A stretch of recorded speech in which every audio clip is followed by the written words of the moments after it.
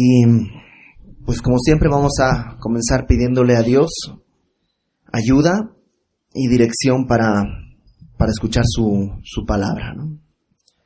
Señor, te damos gracias por este día y queremos venir delante de ti rogándote que tú abras nuestro entendimiento para entender tu palabra.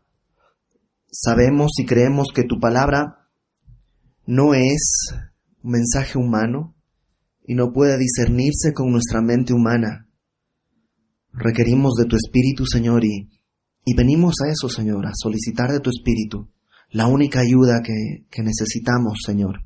Abre nuestros ojos para ver las maravillas de tu ley, perfora nuestros oídos para escuchar tu voz, y, Señor, que lo que tú nos digas pase de nuestra cabeza y se haga carne en nuestro corazón y en nuestra vida. Ponemos en tus manos, Señor, este tiempo, en el nombre de Jesús. Amén.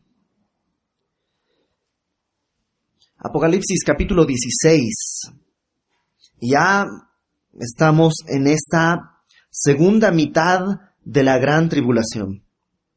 A partir del capítulo 12, vimos cómo las cosas se empezaron a poner más difíciles, sobre todo para dos grupos de personas. Número uno, el pueblo judío que va a estar viviendo durante la gran tribulación. Y en segundo lugar, para todos aquellos que no acepten la marca de la bestia. Y cuando pasamos por ese pasaje dijimos que la marca de la bestia no es simplemente un asunto comercial, sino tiene todo que ver con un asunto de adoración y de devoción. Nadie va a tener la marca por error. Nadie va a decir, híjole, yo pensé que era nada más una forma que en el banco nos pedían para poder identificarnos y ahora resulta que estoy perdido por la eternidad. No, nadie va a tener ese remordimiento, nadie va a sufrir ese arrepentimiento. Todo aquel que se ponga la marca de la bestia va a saber qué es lo que está haciendo. Va a saber que está rechazando al Cordero y está abrazando al Anticristo y al dragón o a Satanás. Vimos cómo desde la perspectiva de Dios, el pecado en el mundo ya está maduro. ¿Te acuerdas? Las uvas listas para la cosecha. Hemos estado estudiando cómo Dios ha ido por medio de series de juicios, primero los sellos, luego las trompetas, ha ido tratando de despertar a este mundo que está adormilado, que está adormecido, acurrucado en su pecado, muerto en sus pecados. Vimos cómo Dios ha tratado de anunciar el Evangelio una y otra vez. Primero, a partir de la iglesia, capítulos 2 y 3, que luego es retirada. Después, a partir de 144,000 testigos judíos predicando el Evangelio. Luego, no solo con ellos, sino además un ángel, los dos testigos. De muchas maneras Dios ha estado tratando de despertar a este mundo. Y llegamos a la mitad de la gran tribulación, como te decía, alrededor del capítulo 12, cuando el Anticristo va a mostrar su verdadero rostro, sentándose en el templo, demandando adoración, erigiendo una imagen, ¿te acuerdas? Capítulo 13, una imagen que va a hablar y a tener vida para demandar adoración. Y vimos cómo llegó un punto en el que todo tiene que ser consumado. La ira de Dios tiene que ser derramada sobre la tierra. La semana pasada vimos a los ángeles que de pronto ya tienen las copas en la mano. Y el día de hoy vamos a ver cuando empiezan a derramarlas sobre la tierra. Una cosa más antes de empezar. Los capítulos 16 al 19 suceden muy rápido. Realmente en nuestras Biblias ocupan 16, 17, 18 y 19, pero están sucediendo casi simultáneamente. Es decir, son una serie de juicios que van muy rápidos uno detrás del otro. Y capítulos 17 y 18 son dos visiones de Babilonia que pueden estar sucediendo al mismo tiempo. Entonces, aunque nos va a tomar algunas semanas avanzar hasta el capítulo 19, en aquel tiempo, del 16 al 19 puede ser una cuestión de días o tal vez de meses. Es muy rápido todo esto, cómo se va a desatar. y capítulo 16. Empezamos a ver la última serie de juicios, que son las copas. Dice: oí una gran voz que decía desde el templo a los 7 ángeles: id y derramad sobre la tierra las 7 copas de la ira de Dios. Esta voz sale desde el templo. Y si tú recuerdas, la semana pasada estudiamos y vimos que en el templo ya no puede entrar nadie. La gloria de Dios llenó el templo de tal manera que nadie puede entrar al templo. Entonces, ¿de quién es la voz que está saliendo? De Dios mismo, el único que puede estar ahí. Dios es el que dice y da esta orden: id y derramad sobre la tierra las 7 copas de la ira de Dios. Cuando se utiliza la palabra tierra aquí, por el contexto que viene, vamos a ver que la tierra implica el globo terráqueo, es decir, el planeta Tierra, pero a la vez también implica la gente que vive en la tierra, y a la vez también está haciendo referencia al mundo, al reinado del anticristo. Y por último, antes de avanzar, la palabra copas, que se utiliza en todo este pasaje cuando se habla de las copas de ira, hace referencia a una copa de fondo muy poco profundo. Es decir, no es, si fuera una botella, por ejemplo, tendrías que derramarla así. Y ya. O sea, tarda en derramarse por la forma de la botella. Estas copas son anchas, de fondo profundo, de poco profundo, de modo que de un solo jalón, digamos, cae todo lo que tiene. Por eso te digo, son juicios muy rápidos, muy violentos. Y en el versículo 2 tenemos la primera copa.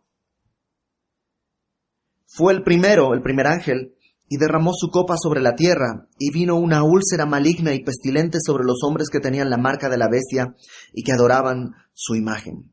Esta primera copa cae sobre los hombres que tienen la marca de la bestia. ¿A qué se refiere? Hay distintas posibles interpretaciones. En primer lugar, puede ser algún tipo de infección. ¿Te acuerdas? Esta marca, no sabemos cómo es, no sabemos qué cosa será. Algunos dicen va a ser una especie de chip que se va a implantar en la mano derecha o en la frente. Y de hecho esas cosas el día de hoy ya están sucediendo, ya se implantan estos chips. Y tú dices, ¿y cómo haces para cambiarle la pila o cómo funcionan?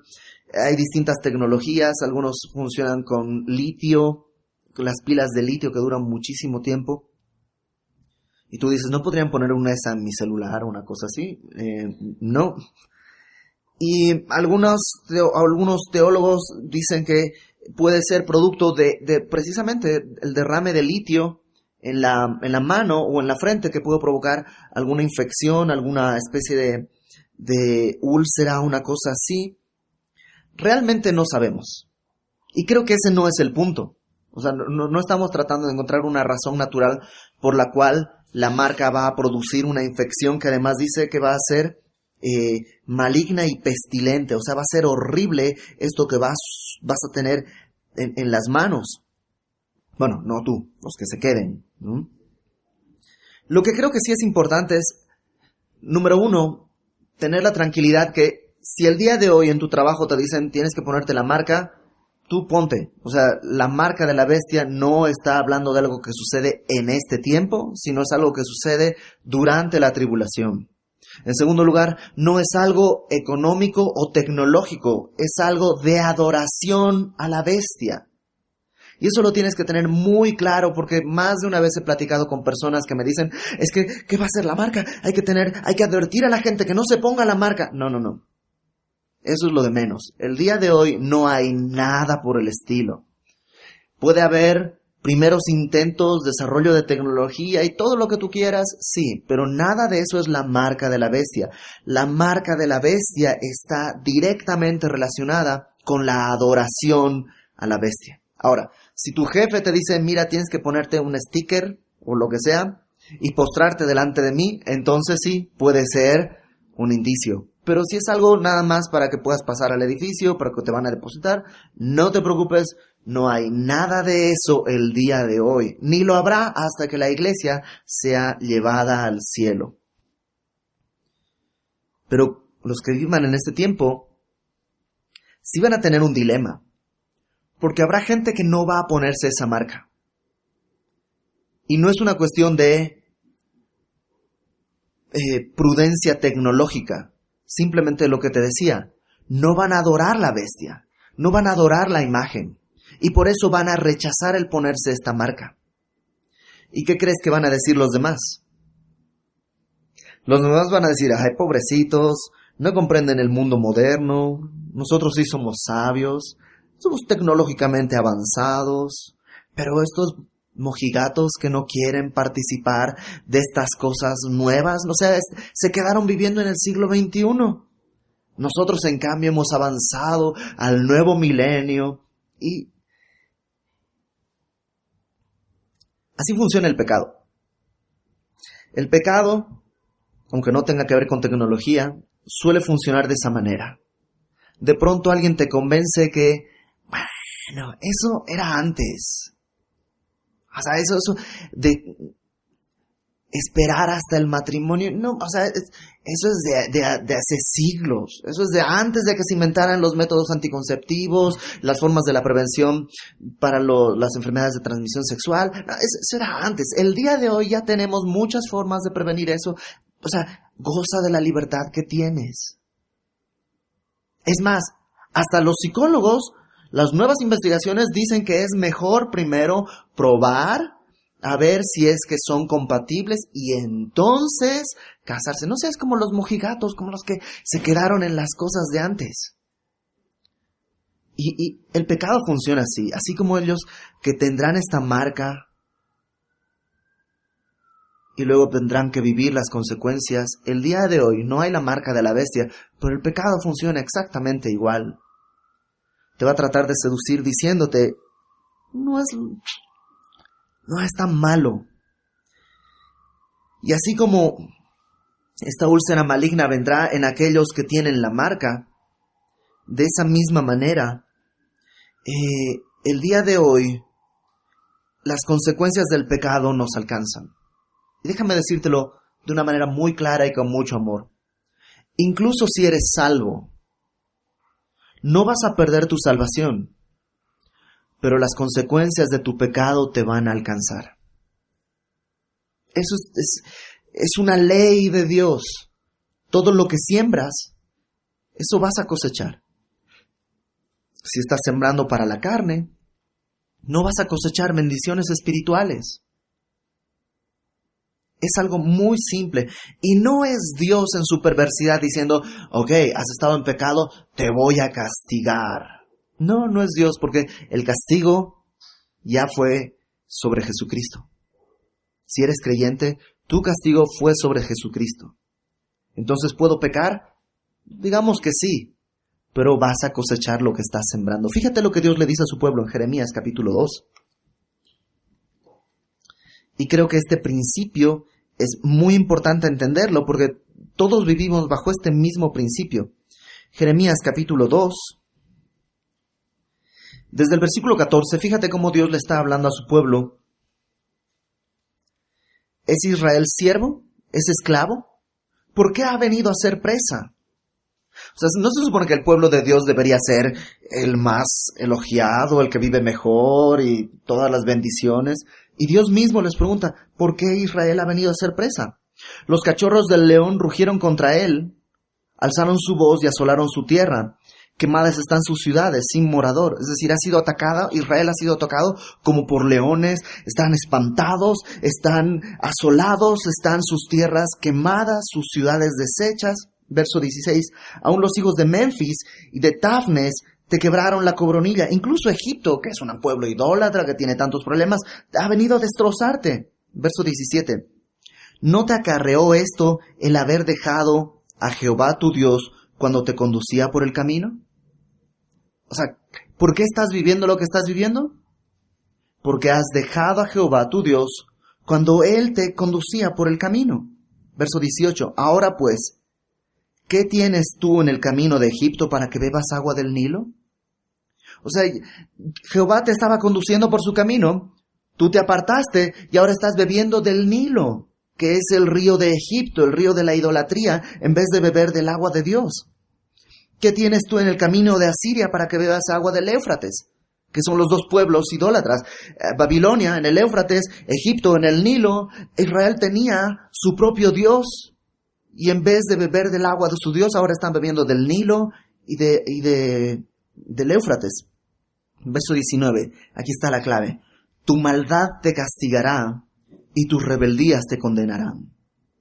No dice Dios, yo te voy a matar, yo te voy a destrozar, sino tu maldad es la que te va a castigar y tus rebelías las que te van a condenar.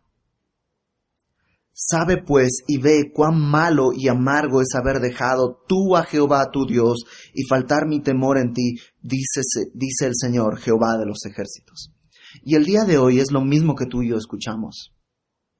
¿Has decidido vivir en pecado?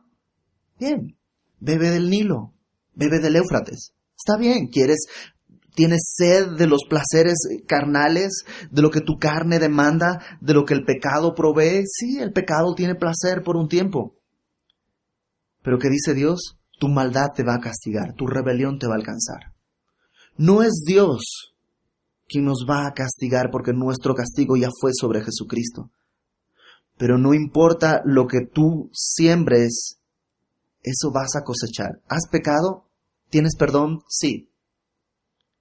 Pero vienen consecuencias. Déjame ser un poco más claro y específico y dirigirme primeramente a los matrimonios. Estás coqueteando con el adulterio. Dios puede perdonarte 100%. Tu pecado puede ser borrado por completo de la presencia de Dios.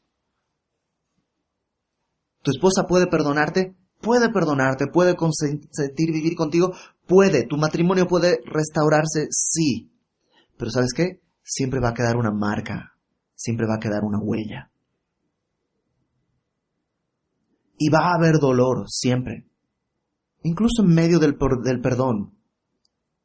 Cuando un matrimonio ha sido restaurado y de pronto se topan con alguna película, con alguna escena, con alguna plática que hablan de adulterio, siempre va a haber una punzada, aun cuando Dios haya restaurado todo por completo. Entonces, no coquetees con el pecado. Ahora déjame dirigirme a los solteros. ¿Estás coqueteando con la fornicación? Ya sea en tu mente o ya estás a punto o estás viviendo en pecado. Créeme, todo eso queda almacenado en tu mente, todo eso queda almacenado. Y aun cuando Dios te puede perdonar y puede alcanzarte, hay imágenes en tu mente que no vas a poder borrar y que te van a perseguir hasta el día que mueras. Incluso viviendo después en una santidad absoluta, adorando a Dios, viviendo en la comunión perfecta con el Señor, Satanás se va a encargar de poner imágenes delante de ti. No coquetees con el pecado. El pecado va a traer consecuencias y otra vez, déjame aclararlo, no es Dios quien te castiga, es el pecado que vas a cosechar lo que estás sembrando. Puede que no lo coseches hoy, o mañana, o en un año, o en 2, o en 10. Pero vas a cosechar, tarde o temprano, lo que estás sembrando. Versículo 3. Entonces la primera copa viene sobre los que tienen la marca. Versículo 3. El segundo ángel derramó su copa sobre el mar, y éste se convirtió en sangre como de muerto, y murió todo ser vivo que había en el mar.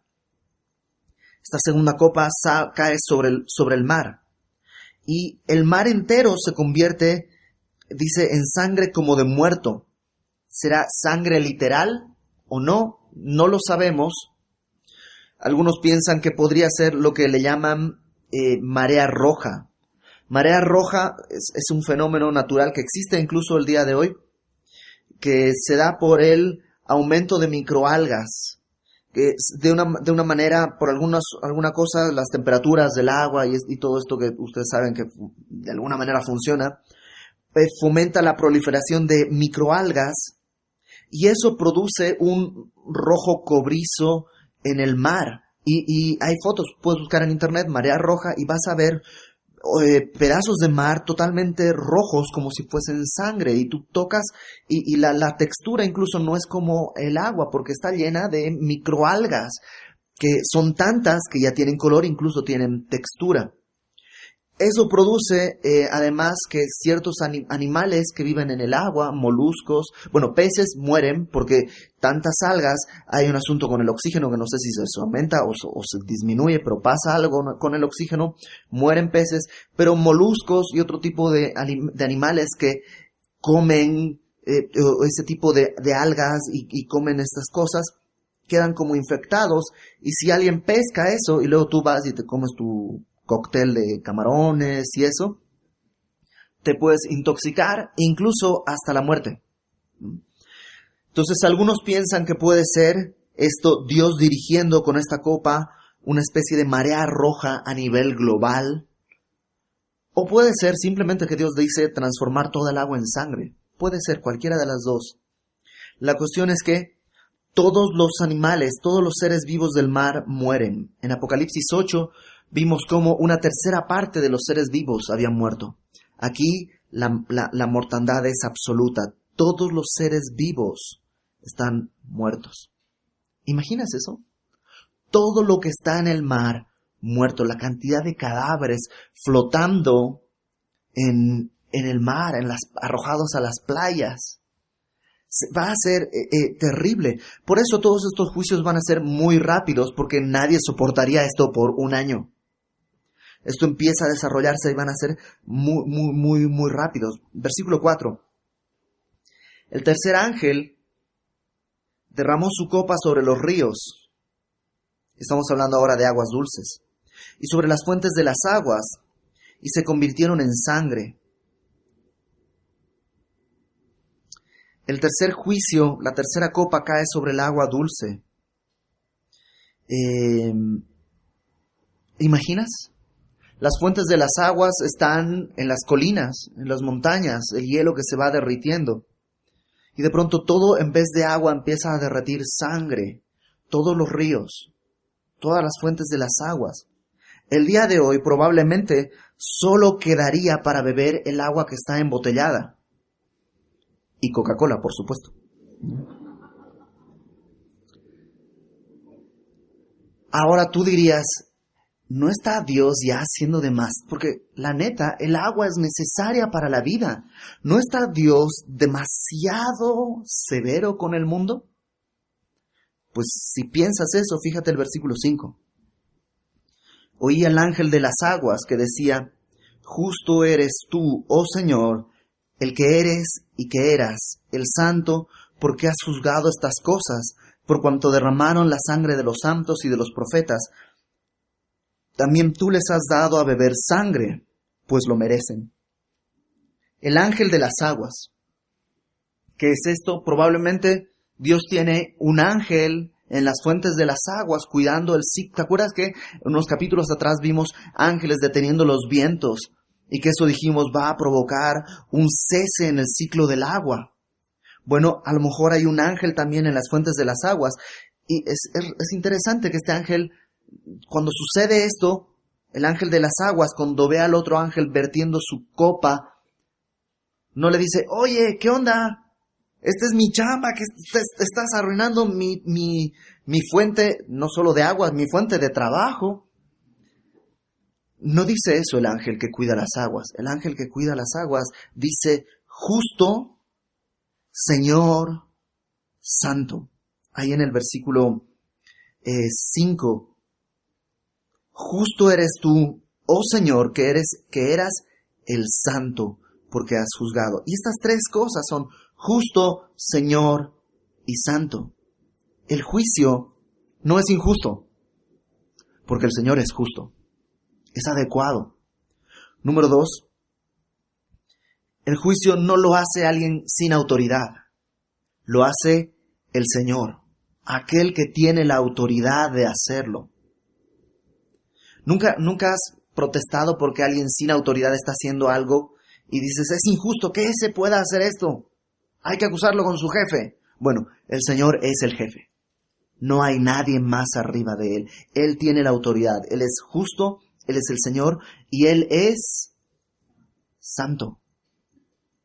O sea, su ira es una ira santa. No es un arrebato pecaminoso. No es un desquite egoísta. Este es un acto de santidad. Y luego el mismo ángel dice, este juicio es justo porque ellos han derramado sangre de los santos. Los que están viviendo en la tierra no quisieron beber del agua de vida que Dios proveyó. En vez del agua de vida que Dios proveyó, estaban sedientos de sangre, matando y eliminando a los cristianos. Por eso, ahora tienen sed de sangre, Dios les da a beber sangre. Y en el versículo 7 dice, también oí a otro que desde el altar decía, ciertamente, Señor Dios Todopoderoso, tus juicios son verdaderos y justos. En la mayor parte de los manuscritos no dice, desde el altar decía. Más bien parece como que el altar mismo está clamando. Es decir, no hay alguien junto al altar que clama, sino es el altar mismo el que está diciendo, ciertamente, Señor Dios Todopoderoso, tus juicios son verdaderos y justos. Es el altar el que está clamando. Y me encanta esto porque tú y yo, ante cualquier perspectiva que tengamos, ante cualquier problema, ante cualquier tribulación grande o pequeña, siempre tenemos que regresar a la cruz, que fue el altar donde Dios ofrendó a su Hijo. Y desde el altar, la perspectiva siempre es, Dios es justo. Tú puedes decir el día de hoy, es injusto que me corran, es injusto que no tenga para esto, es injusto para que no, es injusto para, es injusto, es injusto, es injusto. Pero cuando lo ves todo desde la cruz, entiendes, lo justo sería que yo esté muerto. Así que lo que Dios hace, sus juicios, todo lo que Él haga, sus juicios son verdaderos y justos. Cuarto ángel, versículo 8. El cuarto ángel derramó su copa sobre el sol, al cual fue dado quemar a los hombres con fuego. Y los hombres se quemaron con el gran calor y blasfemaron el nombre de Dios que tiene el poder sobre estas plagas y no se arrepintieron para darle gloria. La cuarta copa cae sobre el sol y el sol de alguna manera va a empezar a desprender un calor inusual y excesivo. Algunos piensan que lo que vamos a ver, lo que se va a ver en ese tiempo es una supernova. La supernova es la muerte de una estrella. Y una estrella antes de morir experimenta un crecimiento enorme en su magnitud, en su tamaño, en su energía y luego se colapsa sobre sí misma, implota, digámoslo así. Y algunos piensan que lo que el Sol va a experimentar es una supernova y de pronto va a tener esta expansión en magnitud, en energía, en tamaño, y por eso en la Tierra vamos a sentir los rayos del Sol. Bueno, no nosotros, ellos van a sentir los rayos del Sol de una manera mucho más fuerte y mucho más agresiva. El problema es que el día de hoy, por lo menos hasta lo que se conoce, para que una supernova pueda darse, la masa del Sol tiene que ser 8 veces mayor a la que tenemos en nuestro Sol. O sea, nuestro Sol no puede supernovear, digámoslo así, porque no tiene la masa suficiente para eso. Ahora, ¿hay algo imposible para Dios? No. ¿Podría hacerlo? Sí. O podría hacer simplemente lo que dice aquí. Derrama su copa sobre el Sol y el Sol de pronto empieza a tener más calor, tanto que los hombres van a sentir que se queman. Hay un peligro en tratar de atribuirle a cada juicio de Dios, a cada cosa de Apocalipsis, una explicación natural. Siempre hay un peligro.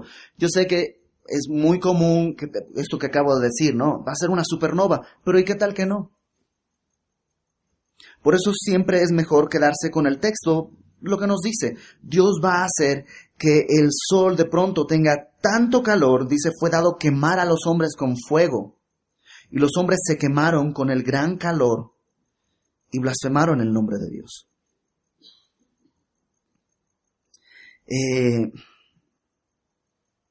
Lo raro de todo esto es que ante este juicio,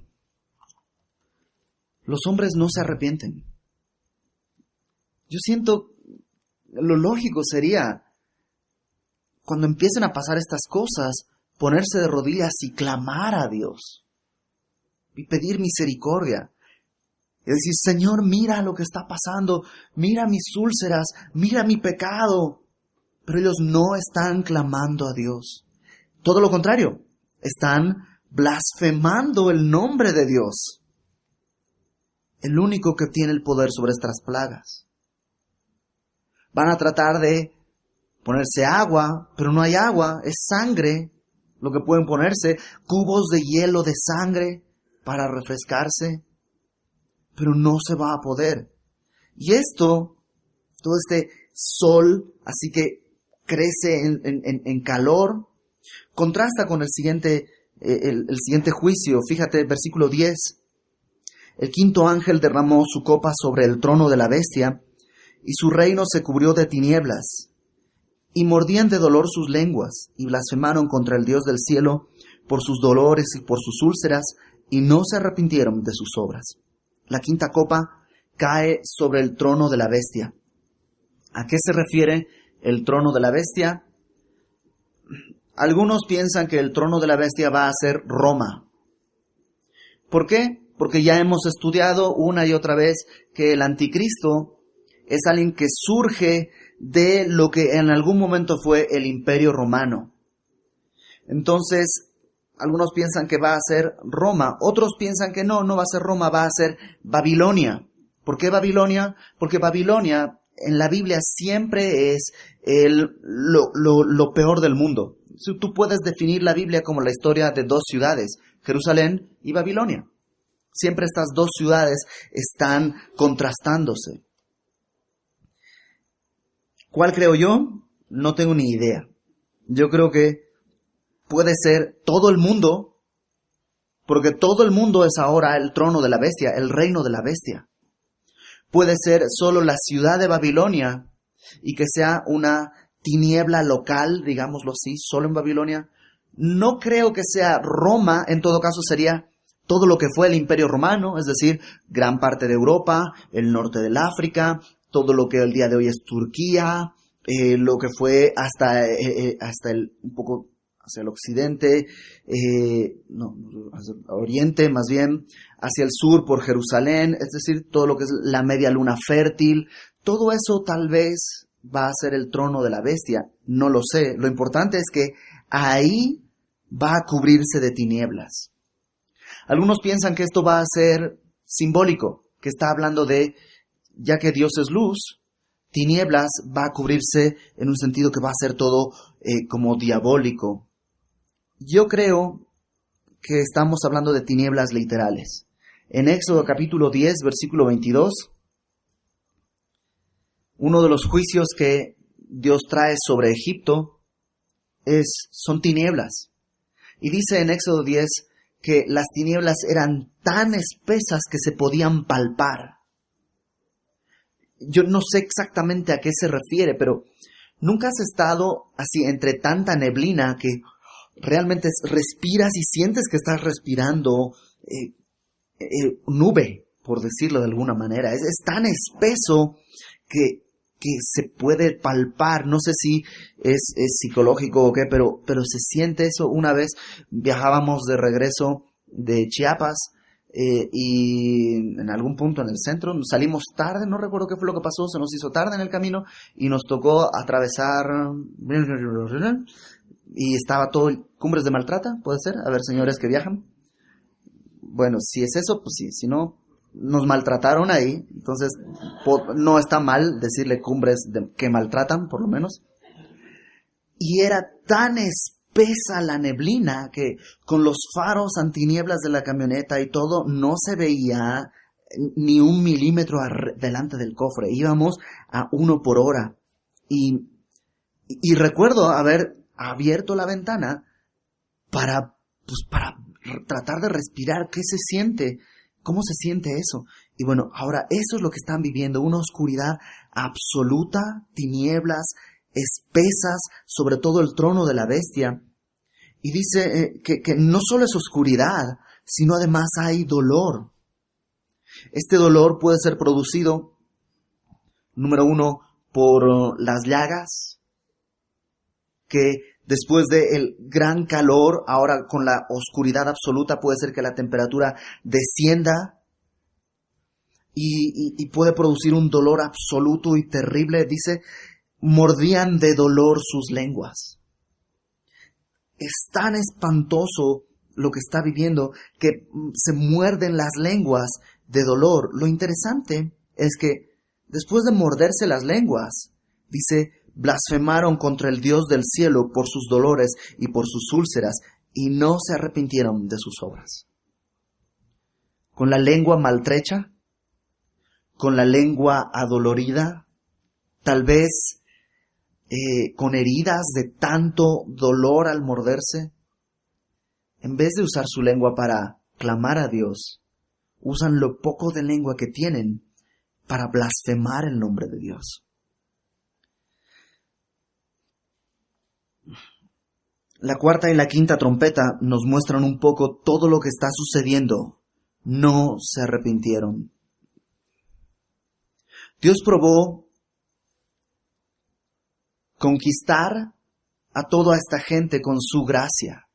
Porque esto sucede en 7 años. No estamos viendo algo que suceda en 500 años, de modo que los que empezaron a vivir esto no son los que están. No, es la misma gente. Si alguien nació al inicio de la tribulación, tiene 7 años. O sea, no estamos hablando de un periodo muy corto. Los adultos, incluso aquellos que son niños, 7 años, a este punto ya tienen alrededor de 14, 15 años. Están ya o sea, todos los que están viviendo esto, excepto los infantes, los que nacieron al principio, todos los demás, los que están viviendo esto, escucharon el Evangelio de alguna manera.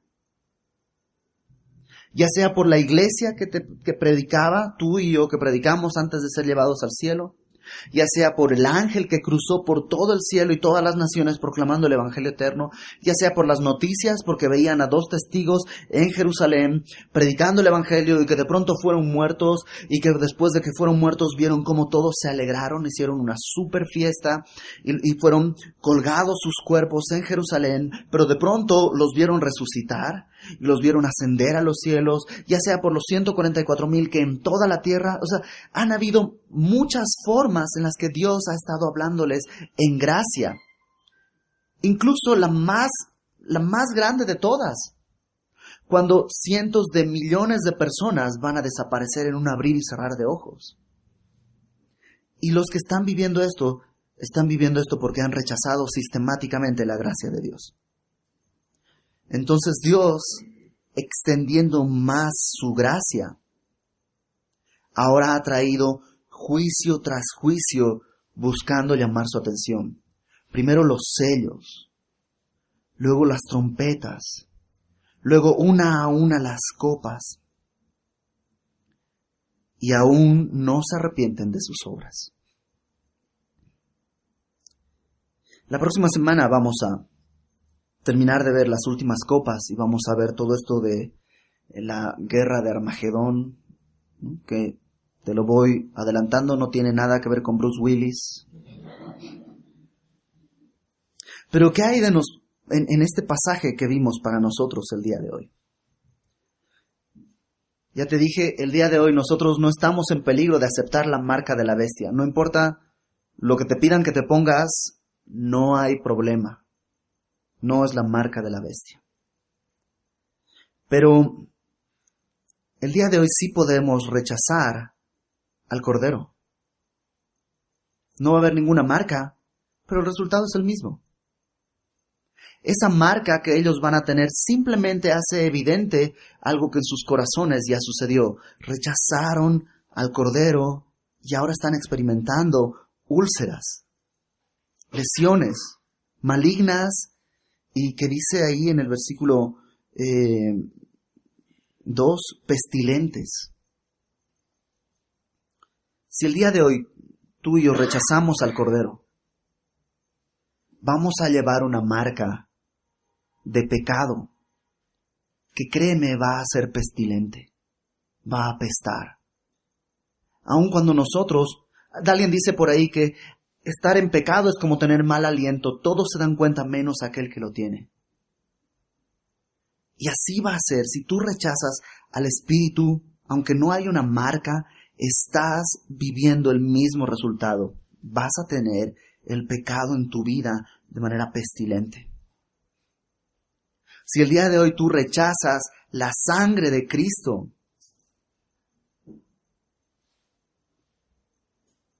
al igual que ellos, que solo van a tener sangre para beber,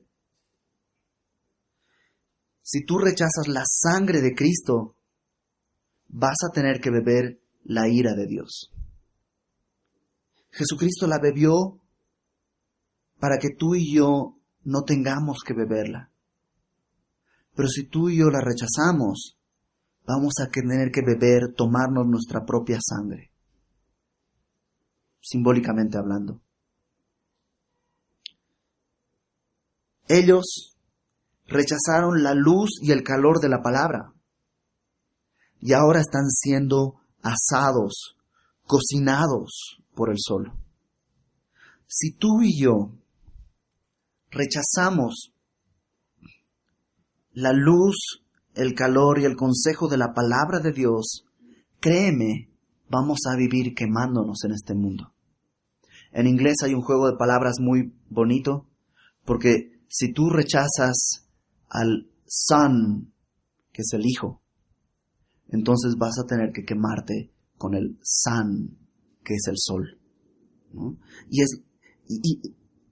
el día de hoy tú y yo tenemos la opción de refugiarnos en la palabra. La palabra es nuestro refugio. Si tú no te refugias en la palabra, y yo sé que ya lo has vivido, cuando no has hecho caso de la instrucción bíblica, has terminado quemando tu vida, quemando una relación, quemando un trabajo, quemando algo. Por último, ellos rechazaron el trono de luz de Dios. Y entonces el trono en el que confiaron ahora está hundido en tinieblas. Y tú y yo también podemos hacer eso. Podemos rechazar al señorío de Cristo, aquel que es luz. Él es la luz. Y podemos, en vez de abrazar su trono, rechazarlo, y lo que vamos a hacer es vivir rindiéndonos ante otro trono, pero que está en tinieblas. Y créeme,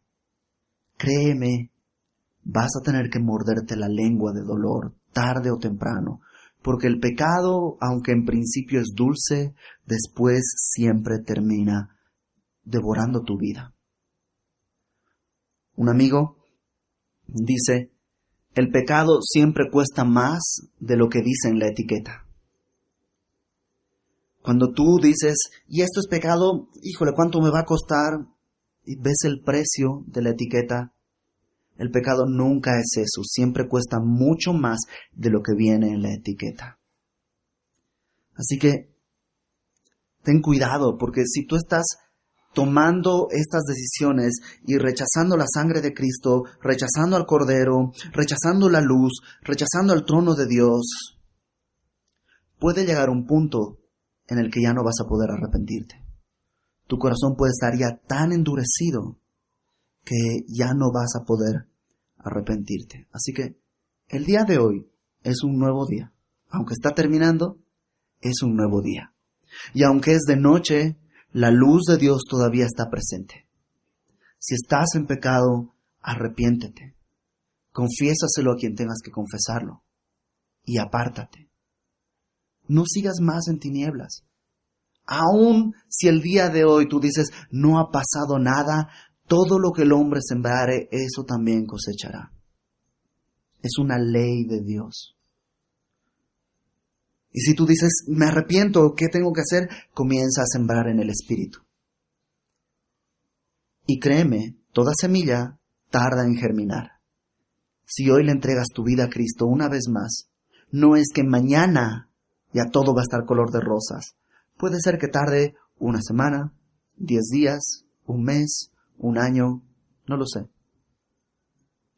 Como te decía al principio, si has estado viviendo en adulterio, si has estado en pecado, puede ser que al confesarlo pierdas tu familia, pero ¿sabes qué? Vas a ganar la eternidad. Y es la única manera en la que vas a poder un día poder predicarle a tu familia. Porque saben que vas a hablar con verdad. Y esto puede demorar 1, 2, 3, 5, 10, 15 años. Pero puede ser. De la mano de Dios. Entonces, pues vamos a orar. Señor, te damos gracias porque en tu misericordia tú nos has permitido vivir un tiempo en el que la gracia está extendida delante de nosotros. En que tu ira no está siendo derramada sobre este mundo. Pero simplemente, Señor, ayúdanos a abrazarte, a abrazar tu trono, que tú seas el Señor. No solo porque lo eres ya en verdad, sino porque renunciamos a todo en nuestras vidas, tomando nuestra cruz para seguirte, para buscarte, para honrarte, y solo porque nos has amado. El día de hoy, Señor, queremos rechazar lo que el mundo ofrece y abrazar el sacrificio del Cordero. Rechazar la copa de placer que el mundo da para abrazar la copa que tú ya bebiste por nosotros. Abrazamos la luz y el calor de tu palabra. Y realmente, Señor, queremos que tú seas el que gobierna en nuestras vidas en todo sentido. Que si algún área de nuestra vida está todavía en tinieblas, que tu luz pueda llenarnos por completo. Y todo esto te lo pedimos no por méritos, sino apelando a tu gracia, al amor con que nos has amado. En el nombre de Jesús, Señor. Amén.